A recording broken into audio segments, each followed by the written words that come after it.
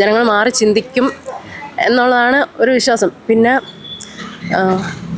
പുള്ളി വന്നു കഴിഞ്ഞാൽ നേമത്ത് നല്ലൊരു വികസനം ഉറപ്പായിരിക്കും. കാരണം പുള്ളി പറയുന്ന പല ഇൻ്റർവ്യൂകളിലും പറയുന്നത് ഞാൻ കേട്ടിട്ടുണ്ട്.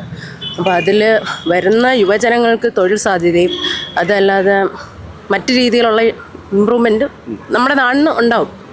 പിന്നെ ഇത്രയും നാളും ഭരിച്ച് ഒരു ലെവലായില്ലേ, മാറി ചിന്തിക്കും ജനങ്ങൾ, തീർച്ചയായിട്ടും മാറി ചിന്തിക്കും. ഒരു മാറ്റം ഉണ്ടാകും, തീർച്ചയായിട്ടും ഉണ്ടാകും. അദ്ദേഹത്തിന് നല്ല കാഴ്ചപ്പാടുള്ള വ്യക്തിയാണ് ഈ പൊളിറ്റിക്സിനെ പറ്റിയൊക്കെ ആയാലും. പിന്നെ ഈ കൈയിട്ട് വരുന്ന പ്രകൃതം ഒന്നും ഉള്ള ആളല്ല എന്ന് ഉറപ്പാണ് ജനങ്ങൾക്ക്. ഒരു വികസിത നിയമം എന്നുള്ള അദ്ദേഹം ഒരു മാർഗരേഖ തയ്യാറാക്കുകയുണ്ടായി. ആ വികസിത നിയമം ഏറെ ചർച്ച ചെയ്യപ്പെട്ട ഒരു മാർഗരേഖ കൂടിയാണത്. അതിനകത്ത് മറ്റുള്ള ഇതുവരെയുള്ളവർ ശ്രദ്ധിക്കാതെ പോയ പല കാര്യങ്ങളും അദ്ദേഹം ശ്രദ്ധിച്ചിട്ടുണ്ട്.